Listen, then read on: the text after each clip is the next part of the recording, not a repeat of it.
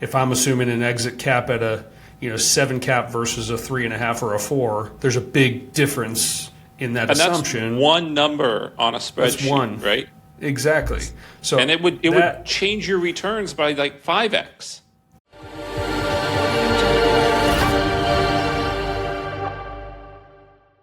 All right, welcome back to the Wealth Independence Podcast, where freedom leads and real wealth follows. I'm Dustin Bailey, and I'm here today with Adam Penn. Hello, Adam. Hey, Dustin. How are you doing on this fine, fine day? I'm doing pretty good. I've had a busy day, but I've had lots of good investor conversations. That makes me happy. Well, that's always a good thing. Good to be talking to investors. Any interesting conversations or anecdotes that you can share with our audience? Not asking you to divulge investor personal information, obviously. No, well, some of it was just people get interested about some of the deals we're doing, right? I mean, like the credit fund and things of that nature and then talking to people about previous oil and gas deals that they're in, just kind of walking through. I think we've built a good system for reporting data, and it's nice to be able to walk through that with investors. Yeah, for sure. And see their reactions. Disappointment. Answer their questions. All the fun things. Yeah. Well, we won't belabor the fact we have a guest today, so this is a little bit longer of an episode, and that's actually a halfway decent lead into, I guess, talking to investors is a good lead into our guest today. Adam, would you like to introduce our guest? I would love to. His name's Mike Sullivant. He works for Aspen Funds. I remember him as the guy at conferences I would go say hi to at the table. And we'd have not like an awkward interaction, but I'm definitely a little autistic, I've been told. So I think I was just this weird kid that would walk up and say, hi, and then be like, you remember me? And you're like, yeah, I remember you, Adam. And then like we'd stand for a second and be like, cool, and we'd walk away. And like I remember this for like a year or so of going to conferences. And then I knew people that would invest with Aspen, and I have business partners that would invest with them. And he works for Aspen Funds, company that we've worked with a lot, company we talk about a lot. They wrote that book, How to Invest or Invest Like a Billionaire. It's sitting on the side of my table. And it is going to be a fun conversation with him. He talks to thousands of limited partners. He's literally had probably 10,000 conversations, right, with about 1,000 LPs. And I know he's had at least 100 with me, and I don't even really think of myself as an LP in their deal, right? So technically we are, but he's just had 100 conversations with you because you won't leave him alone. I won't leave him alone. Keep showing up at the table. But super nice guy, really a core piece of the Aspen team. Been friends with Ben, the CEO there, I think since childhood, and would just love to hear some of his thoughts on passive investing, things that limited partners do and should know. And so if you're looking to invest in a deal, if you want to understand things that can go wrong or just understand limited partnerships in general and kind of the onboarding side, I think this is going to be a really good interview. Yeah, for sure. I think the world of Mike. He's been awesome for us and for me to get to know in as we've kind of grown our relationship with Aspen. He's an awesome guy. So I'm very excited for this conversation. But as long as your lights aren't about to fall down. Well, I realized a while ago you said you should turn your lights on. I just looked up and that light's not on. But these lights are. I told you. All right. Yeah, well, you were right. I know. I usually am. Well, on that note, we'll go straight into the interview with Mike. Mike Sullivant, happy to have you on the show. For those of our listeners that don't know you, you want to give us a quick background on what you do for Aspen Funds and just yourself in general? Yeah, you bet.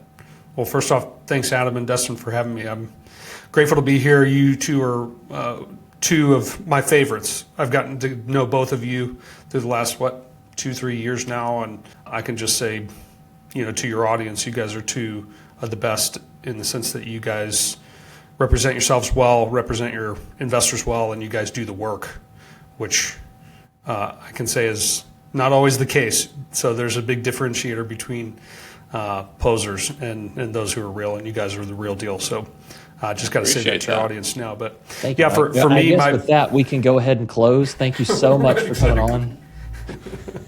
Yep, show done. We're good to go. Yeah, that's right. Well, background on me. So I've been here with Aspen now 4 years and counting, and really my role here is Director of Investor Relations, Director of Partnerships. So I work with a whole range of investors, all of our limited partners. We've got about 1,000 investors who have been with us over the last 14 years, and I have the privilege of serving those, and my team serves those that have been investing with us through the years. So in a nutshell, that's what I'm doing every day. I'm on the phone every day, on meetings with LPs, both current and new, and all sorts of fun conversations, getting the word on the street of what's happening in investors' lives and what's on their minds, what are some of the horror stories, what are the victories out in the marketplace. So I get to see it on the ground floor. Mike, you've talked to thousands of different LPs and you've heard lots of different stories. What is it that you think LPs are missing in some of those initial conversations when they're talking to a sponsor? What are they not asking? That's a great question. I would suppose it depends somewhat on that LP's level of experience in alts. That's what I've noticed is the more sophisticated are generally ones that have just been doing it longer. So for the context of this question, I'll say focus on somebody who's a little newer to the alt space. The number one most important decision that you can make is the operator. So if you have same asset class, same basic business plan, even same market, and you have a different operator, if they bought at the same price, it doesn't necessarily mean the outcome is going to be the same. Operators are critical. So whoever's operating the investment is really where I would spend a lot of the time, is understanding the who behind the asset. So, conceptually, a lot of investors think, okay, well, I need diversification into XYZ asset class. So now that I know that, I can kind of drill down from there. But I find that flashy returns and potentially a big market or a sexy asset can often be distracting from the operator. Like, well, if they perform, then it's going to be so great, right? So what the critical component that any LP, particularly when they're getting started, needs to think about is that naturally losses are killers to compounding. The most important piece in building a portfolio is compounding. And you could go make 12%, and if you compounded that consistently, that's going to beat the few times over the course of 20 years where you're going to have some total losses by taking bigger swings or investing with operators that are maybe not as well suited or as vetted as they should be. There's certainly lower barriers to entry in Reg D investments, and so that's where I think all of the horror stories have happened, as well as the victories have been won, is at first the operator. And I think there's more of a comment than a question, but you could have your comments of talking about how good the operator is makes me think that you could have an operator who's a wonderful operator, right? Maybe if we're talking about an apartment building, they can keep it fully leased up, they can keep expenses low, all of these things, but what if they're a horrible asset manager, right? And they don't understand the debt side of things, and they don't understand the LP. Maybe they're not as bad as just forgetting to do distributions, but like if the asset management is a whole different beast outside of just someone who has operated a handful of fourplexes in their hometown, right? Totally different game. Yeah, so that would probably be the next drill down from there as I look at, asset conceptually works, operators got some good history. Now, just because they have good history doesn't mean that what they're offering to you at that moment is the right thing. So that's where, to your point, I would drill down in the level of sophistication. That's where I would try to get some nuggets, right? And you guys are great at this because you guys are sophisticated investors yourselves. You've really done the work and done the due diligence to understand what is happening in the investment engine. Get that engineer brain in there and really figure out what's making this work. That's the nicest way you can say that we ask for way too much due diligence documents. I mean, at the end of the day, I'm okay with it, right? From an investor relations seat, I think there's a temptation for those that are operating investments to look at their investors and be like, I already know the answer. Why are they asking? but they don't know the answer. And so to kind of back up, we have this core value on our team that is take a step back. Our number one is to consider that discretionary income is really hard to earn. And you got to care. You got to care about people, and you got to care about their hard-earned money, and to think about it as your own, because otherwise you're going to filter people's lines of questioning through your own experience and your own conveniences, and that's just a big misalignment. And so we've made it an intention, and I try to do that. Hopefully you guys have had that experience of let's open the doors, let's open the book, let's be as transparent as we can be about it, within reason, but be as open book. And I think it goes a long way for investors, because then they understand some of the nuts and bolts that are going into the machine. Well, and I think that's a valuable point, right? Is investors might not understand every part of the investment, and it shouldn't be that you necessarily have to teach them how these things work, but you should be able to answer the questions when they have them, right? And if I think that maybe is a red flag of a sponsor, if you start asking questions and they get annoyed or don't want to give you the data, that might just be enough to not invest. What is something? Yeah, right. What is something that, from your viewpoint on communications with LPs, that they're not expecting, that's just a truth, right? Someone who hasn't done these passive investments before, I've done very few. What's something that's going to be a total gotcha to them? Anything come to mind? Yeah, I would say, kind of like I was alluding to before, like anybody can make an investment look amazing on a pro forma, right? So the assumptions that are built into that pro forma are much more important than the return that's being spit out. And so I think that's usually what I've seen as kind of the gotcha. Some of the horror stories out there of ATM frauds and all sorts of other kind of Ponzi scheme. We can come up with a list of those, can't we? We got a list of those. So as you dig in, I would say trust your gut. Like really think about what is being assumed, because in any investment you're going to have to assume, you're going to have to speculate. And that's where I think the difference between investments can be very apparent. Is like from a risk adjusted perspective, if I'm assuming an exit cap at a 7 cap versus a 3.5 or a 4, there's a big difference in that assumption. That's one number on a spreadsheet, that's one, right? Exactly. So and it would change your returns by like 5x. A dramatic change.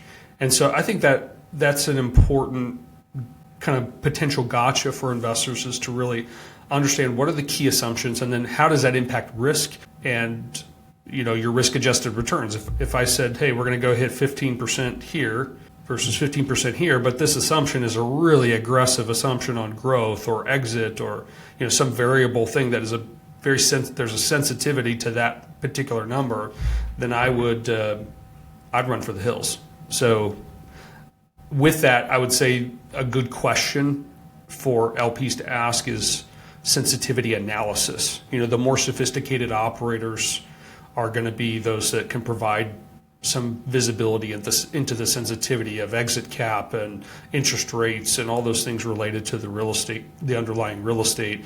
And that's a big piece of understanding what are the levers that are going to impact the outcome. Nobody can guarantee an outcome. Like, the reason you're getting a return is because you're taking risk, but how are you mitigating that risk, not only through operating, but through the underwriting?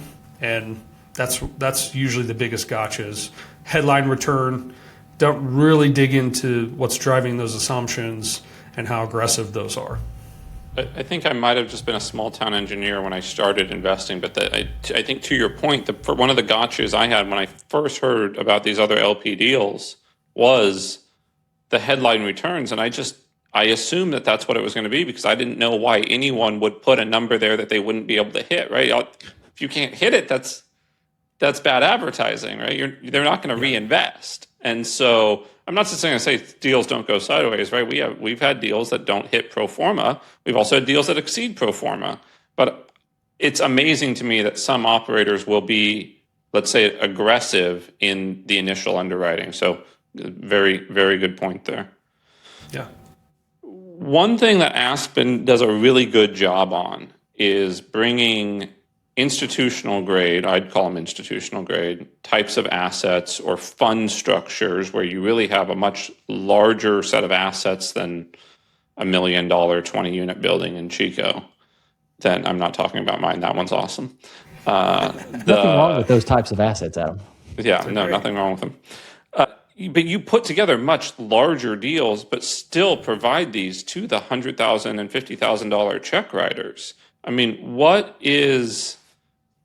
how is Aspen able to do that, and maybe just talk a little bit to that different level of asset class? Yeah. So to answer that, I kind of have to rewind. Yep, let's rewind. And as you look at the history of Aspen, you look at us 10 years ago, we're a fraction of the size that we are today. So we're just shy of $1 billion in assets under management at this point. But you look at us, 10 years ago, it's a much different story. And part of what we are really passionate about as an organization is don't forget the little guy, proverbially. Like, it's easy when you get into this business and you have success and you grow and things scale, is to forget, where you came from. And really, individual high net worth LPs, in some cases not even ultra high net worth folks, have really been part of the Aspen story and our success. In those early years, they took a chance on a firm that didn't have a decade-long history.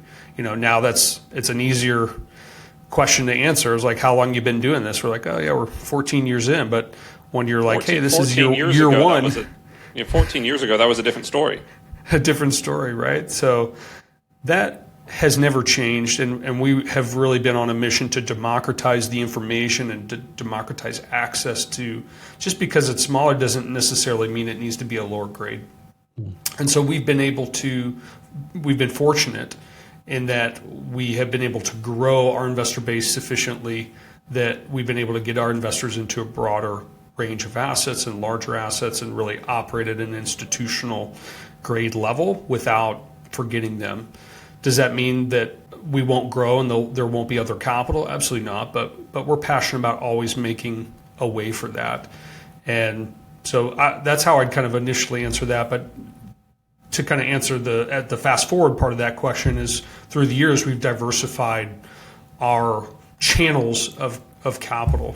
And so we would call kind of the individual a retail investor. So a retail investor, we continue to serve about 1,000 there.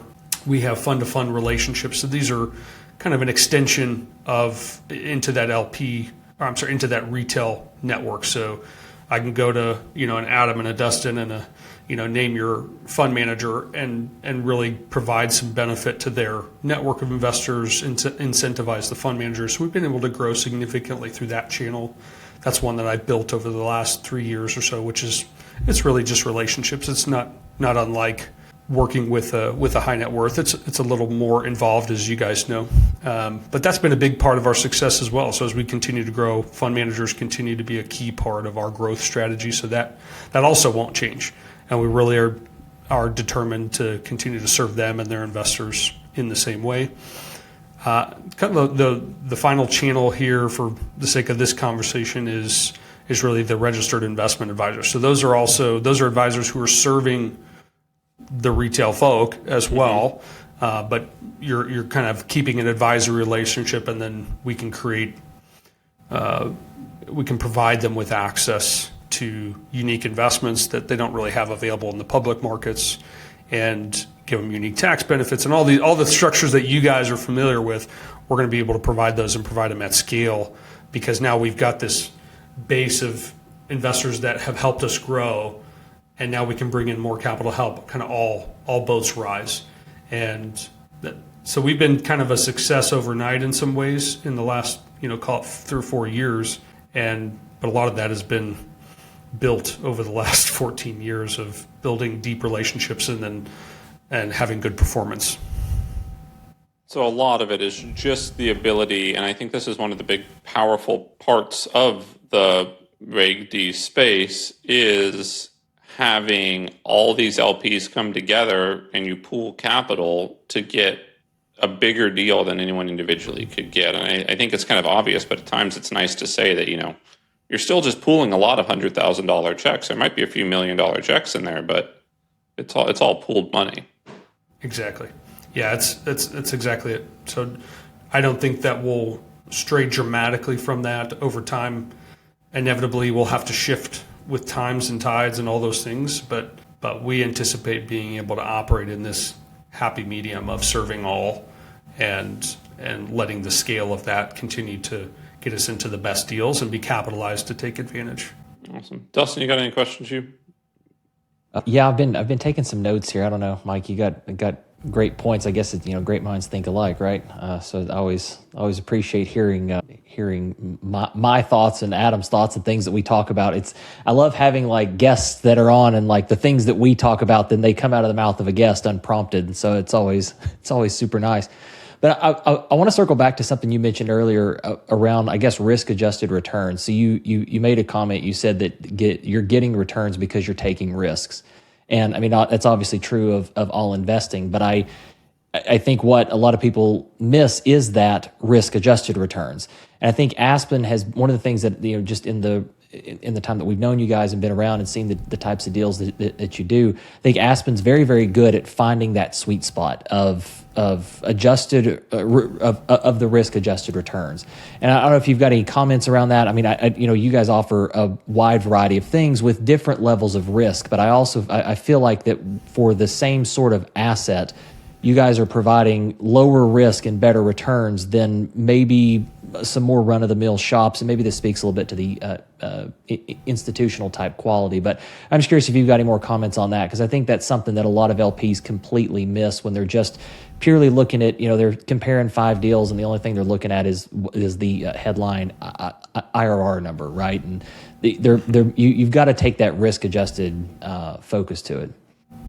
Yeah. So I would say there's a couple key factors in this. So you have kind of portfolio level returns.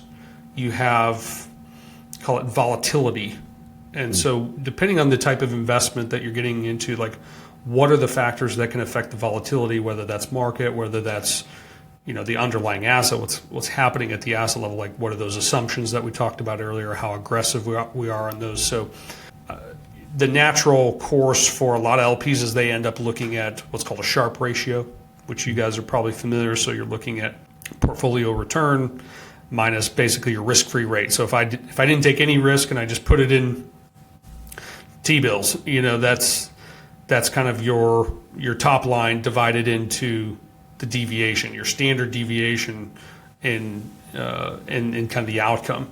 So what we would look at is there's a few ways to diversify risk.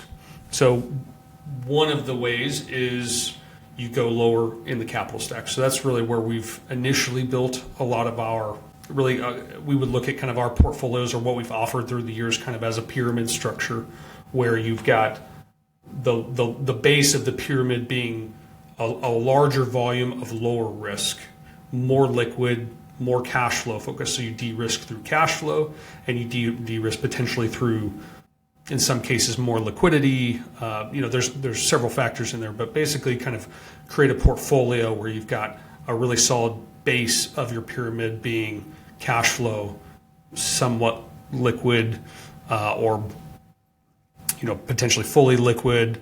Or if you're not going to be really liquid, you kind of need to maybe go up the slopes. So slopes would be risk, and then volume shrinks as you go up. And the reason for that is to reduce volatility in your portfolio. And so we can look at an individual investment, and you can kind of try and place this. I try to help LPs understand, like, where does this place on the risk continuum, or where does this place within your pyramid structure, and does this fit? And ultimately, we're not advisors, we're investors, but I think we can kind of help give some visual tools for investors to kind of help plot potentially where they go. So that's one piece of it. So I would say that the other key piece would be, what's the right way to say this? So we talked about capital stack. So we can go lower in the capital stack, meaning we're a lender, right? Or we're somewhere in the middle of the capital stack. We're mezzanine, or we're preferred equity. So we can de-risk through our position there. if you're going to be the common equity in something, then you need to look through, like I'm going to use an example of oil and gas. So oil and gas is a commodity. There's going to be massive volatility in the market, as we've seen this last year. Just, this time last year, we're in the 50s and 60s in oil, and then we have got a geopolitical issue that pops up, and now we're in the 90s and 100s. So there's just like a full swing. And so then it comes down to, what are the things that have you properly identified the risks in there, and then have you mitigated those risks? So one of them is kind of starting at the top, starting at the net return. For this asset class, for the amount of risk and the amount of illiquidity in this asset, we should be getting compensated well above market returns. And so you can kind of start with the end in mind, reverse that back into your purchase price. So that's kind of the natural discounting process. But then even within there's going to be risk factors. And then it comes down to, how are you sufficiently mitigating the risk? So to use this example, oil and gas, you're always going to have operator risk. So who's doing the drilling? You're going to have actual drilling risk. Where are they drilling and what type of well? Its location. Are they offshore? Are they infill? There's a lot of variables in there. You're going to have always commodity price risk. How sensitive are we to swings in pricing? So you kind of look at those factors, and then you ultimately build in the risk mitigating factors. So those are some of the things that we really help. They're not really they're a part of the calculus, but they're not really reflected in the ratio per se. But it does help us with tightening that standard deviation from our target returns. These mitigating factors like commodity price, we're going to hedge a portion of our portfolio so that we mitigate some of that downside swing in an asset. So that's kind of a long-winded way of saying, figure out where, not just what you're investing in, but where in the capital stack you're investing in, and then understanding the key risks, and then what are being done both through underwriting and operationally to mitigate those risks. And that's really going to help you figure out where on that pyramid your specific investment should fit. Sure. I think that goes a lot to the conversations you've had with LPs, right? And I think that a lot of capital raisers out there, or Reg D offerings that are syndicating these things, are not going to have that conversation or really even understand that, right? They understand that they have a deal. It fits in their portfolio. Most people are investing in their own deals. I don't think people are out there to get you, but it's how does it fit into the investor's portfolio? And to your point, we're not advisors. We don't have a license to advise, but are we educating in a way that is that helps the LP grow their own portfolio? And do we know that this is something that, if their portfolio was mine, where would I put it and how would I treat it? Yeah. Here's one more thing I'd add. This is a hidden risk, in my opinion, or can be a hidden risk. What's on the line for that operator or somebody on their team? What's on the line for them if they don't get my check? So that'd be an important question. I may be an operator in a particular vertical, and that's the only thing that I do, and all my money comes from friends, family, and the like. That person's probably going to be pretty motivated to get a yes from you. And not to say that that's wrong, as long as the risks are understood and clearly communicated. But what are those motivating factors? And I think at the end of the day, there's a lot of places for LPs to put their money. And so being smart about that. And if you speak with somebody, an operator or a fund of fund, who says, honestly, I don't think you should do this, that's where you've got potentially a relationship that is worth keeping and worth spending a lot more time in, because they're going to be honest with you even when it doesn't necessarily benefit them. And I've had those conversations where somebody's really eager. They see oil and gas. They're like, hey, I really like this, and I think this is going to be awesome. I'm like, great. Have you done any due diligence? Where are you at in the process? When we feel eagerness from an investor, I'm going the opposite direction of like, how can I convince this person not to do this? Mm-hmm. And that's an important distinction. So we're all in this to make money. We're all in this for business purposes. So that's a known. Mm-hmm. But having somebody who actually cares about your outcome, not just my outcome, is a big difference maker. And that could be kind of a hidden risk for LPs, is to really think about what's their motive, what is the person that I'm talking to, what's their motivation to get my capital, and can they get it somewhere else if I don't give them this check? So I guess I've got a question continuing that thought. You talked a little bit about fund of funds, and I know that space is interesting, right? And it's certainly been beneficial for you guys as an operator, right? To be able to take checks. And for anyone that's not familiar, it's essentially someone that goes and raises money from people for a specific investment, and then that group essentially invests as an LP in someone else's deal, is kind of the simplified explanation for it. But I also know that space there was a lot of money that was lost in the last cycle, particularly in multifamily, that came as a result of, I think, a lot of people that were fund of funds managers investing in things that they had no understanding of, that they themselves couldn't underwrite, but they were taken to their investor list. And so I think there's probably some tie in here. You talked a lot at the beginning about operator quality and how important that is. And I think there's a decent amount of fund managers out there that either don't assess that or can't assess it. I don't know if it's a technical ability, but I'm curious your view on this space as a whole, because you talk to a lot of fund managers, and I know you sort of see this day in and day out. And not for Adam and I to try to pat our own backs, but we certainly see ourselves as stewards of other people's capital. And so even if we have a special purpose vehicle that's investing in something else, like we have with our credit fund with you guys, we want to know the details of what's going on there, right? Because we're treating that money as though it's some, we're responsible for it. We're not just, some conduit and just passing it through. So I'm curious just your view on that, and particularly what I guess LPs need to be asking and need to be making sure if they are investing with someone who's a fund manager and raising for a fund, what type of questions do they need to be asking to make sure that this person actually knows what they're doing and the investment is sound and solid? Yeah, it's becoming a lot more prevalent, and I'd say I much prefer the fund-to-fund structure, just from if I zoom out and look at it from a compliance perspective. Like, the fund-to-fund structure is much more compliant than what we've seen in many years past, and even not so many years past with kind of more the co-GP structure. There's definitely some question marks there.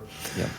As far as I would zoom back to the first part of my answers to you earlier, is like drilling down into, so I may be going through a fund-to-fund vehicle to get to an asset, but what is that asset? Who's the operator? So still getting into the nuts and bolts. Beyond that, really the benefit of a fund manager is that, one, they can aggregate a larger check. So the sponsor, from a sponsor's perspective, they're willing to give away some of our positions, so it doesn't hinder the other LPs. It's a net negative technically to the operator. If they're willing to incentivize that, then great. But really understanding what is the fee structure in between and the incentives. Absolutely, a fund manager should have incentives because they're doing the things that you guys are doing. They're on monthly calls with asset management effectively to kind of understand what's happening in the portfolios. They're doing all the due diligence on the front end. They're aggregating the capital, doing the work to aggregate the capital to get this discount effectively on shares, and pass some of that discount through to investors. So I would, as an LP, really spend a lot of time with the fund manager and understanding operationally how they're set up as well, because it's relatively easy nowadays to spin up an SPV.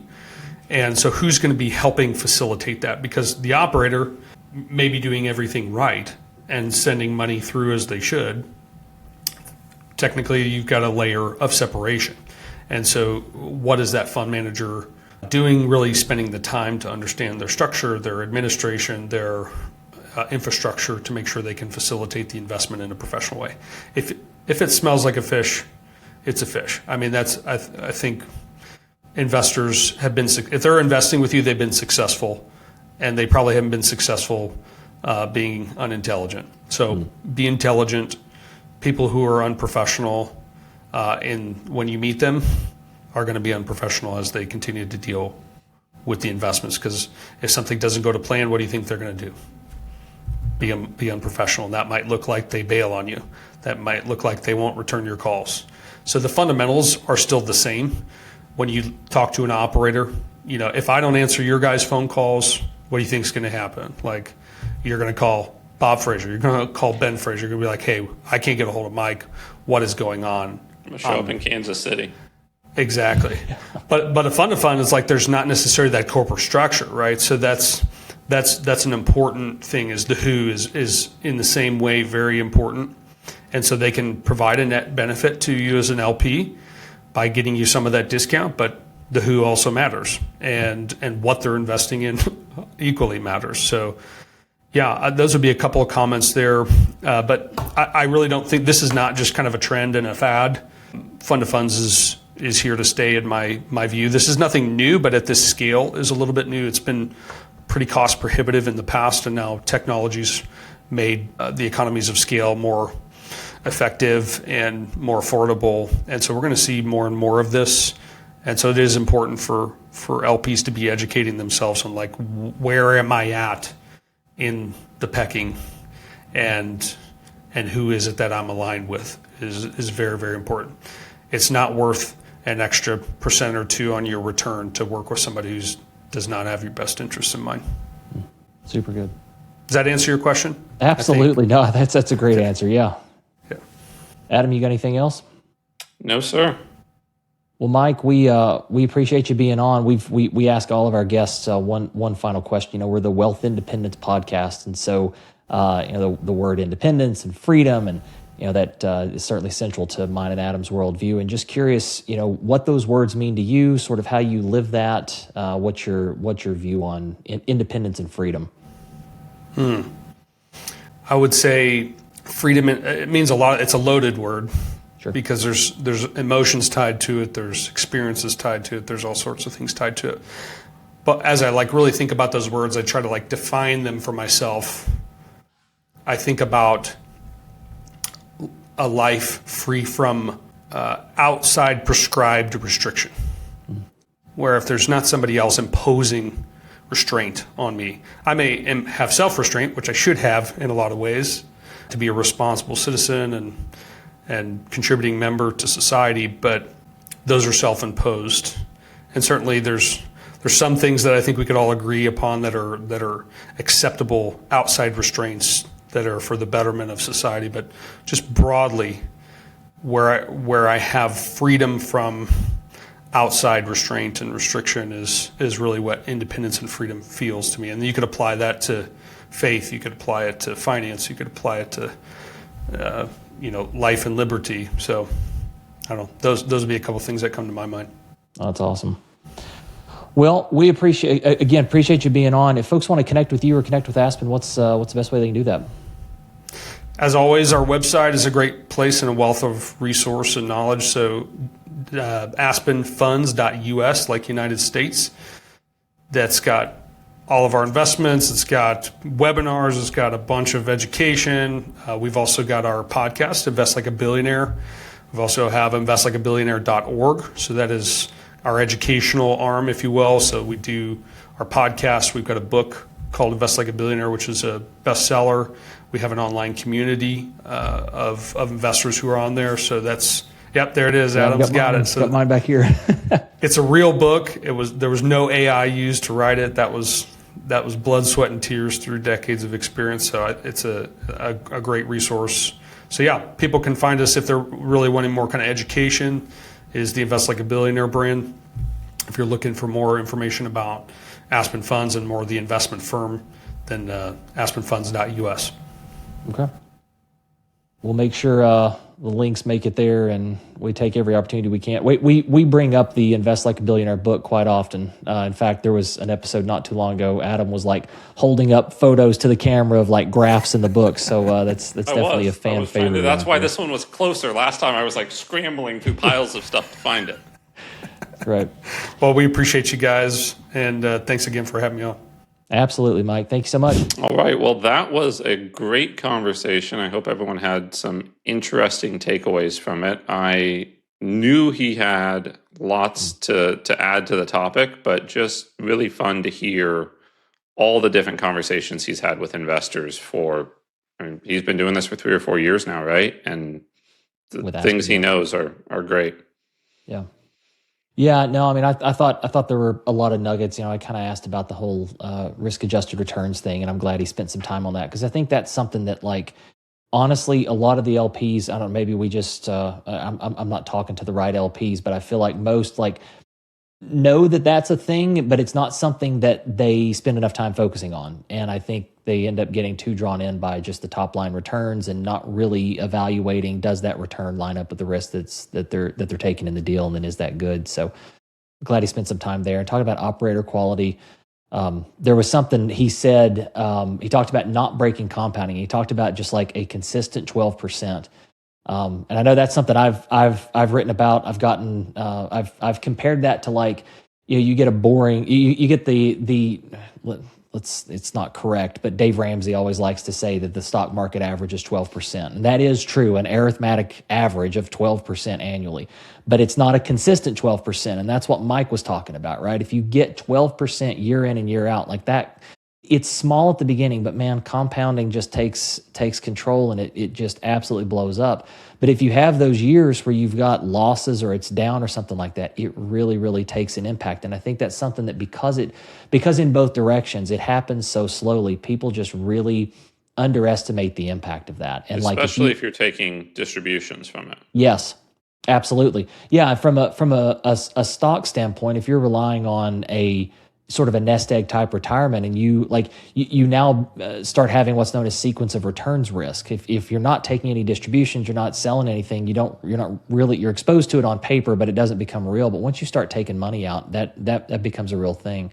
But I think, like, you kind of have to go out of your way to not be in a bad deal. And it happens, right? Like, people lose money. It's part of investing. There's risk in all investing. Like, that's not just a statement at, some boilerplate disclosure thing. Like, there's meaning behind it. Like, there is risk, but at the same time, like, you really want to do whatever you can to mitigate those things, because breaking compounding it's insidious, because you don't really see the impacts right then and there. And it's one of those things that, like, it's, you're not really missing what you didn't have, but if you go back and look, like, what would have happened if this one investment hadn't turned out this way? And so doing whatever you can to, like, not break compounding is massive. And, like, taking that, some people like will say something like the credit fund, consistent 10 to 12%, right? And, like, well, that's kind of boring. Well, boring do it for over 20 years and you won't be bored.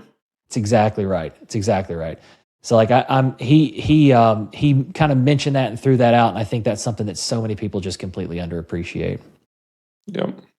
I know. Adam, any other thoughts or takeaways? Not particularly. I just think it was a lot of valuable information, and Aspen's definitely a company worth connecting with.